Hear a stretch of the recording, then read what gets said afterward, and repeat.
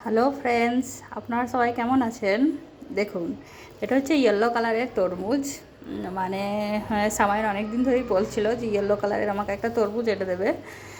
ওর পাপা নিয়ে আর আসছিল না, তা দেখলাম নিয়ে এসছে, আমাদের প্রথমবারই নিয়ে এসছে। তারপর তরমুজটা পুরো সলিড জিনিস, এত শ্বাস আর প্রচুর মিষ্টি, বীজ খুব কম।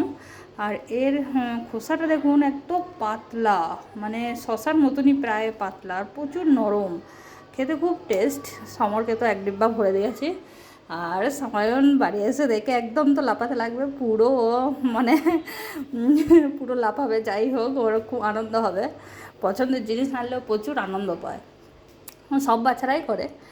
যাই হোক, চলুন এবার আমার কী কী রান্না করেছে এবার দেখাই।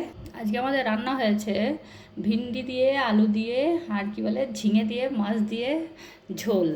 আর এখানে পুঁই শাকের চচ্চড়ি, কিন্তু একটু অন্যরকম, কুমড়ো দিয়ে পুঁই শাকটা করেছি আজকে। পুঁই শাক অল্প একটু ছিল, তো ব্যাস আজকে এইটাই আমার মেনু, আর কিছু করা হয়নি।